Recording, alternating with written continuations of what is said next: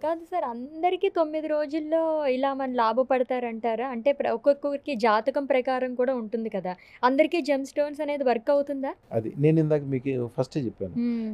Gem stone is different. అదృష్టరత్నం is different. అదృష్టరత్నం. ఆ! అదృష్టరత్నానికి, జెమ్ స్టోన్‌కి ఎక్కడ తేడా ఉంటదంటే, దానికి అదృష్టరత్నం 1000 మందిలో 999 మందికి పనిచేస్తది. ఆ ఒక్క మందికి ఎవరికి పనిచేయదంటే, కొంతమందికి ఎనకాల తిరిగేవాళ్ళుంటారు. ఎప్పుడు విపరీతమైన బ్యాక్ ఆలోచన. అంటే హ్మ్.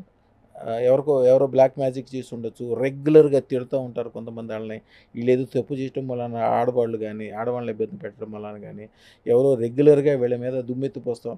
దాన్నే దిష్టి అంటారు. దిష్టి, కాలసర్ప దోషం. హ్మ్. మన దగ్గరకొచ్చినంగానే ఎమ్మటే పోతది. 99% మందికి పోతది అప్పటికప్పుడే. ఒక్కళ్ళకి పూర్తిగా నమ్మకం ఉండదు మన మీద. ఏదో అందరూ వచ్చారు, బాగుపడ్డారు, నేను కూడా ఎళ్దాం అనుకుంటారు గానీ, మన దగ్గరకొచ్చిన తర్వాత ఒకటేనమ్మా, మీ దగ్గర 10 కిలోల బంగారం లేనప్పటికీ, నా దగ్గర 10 కిలోల బంగారం ఉంది అని రోజుకి 10 సార్లు చొప్పున 10 రోజులు అనండి. హ్మ్. 11 రోజుకల్లా అమ్మవారు ఏం చేస్తదంటే, లక్ష్మీ అమ్మవారికి ఆవిడకి చాలా ఇష్టం.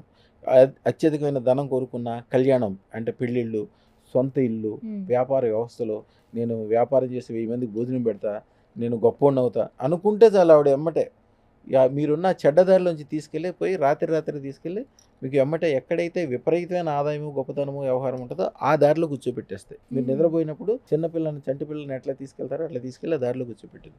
మీకు ఇక రెండో మార్గము, రెండో అవకాశం ఉండదు.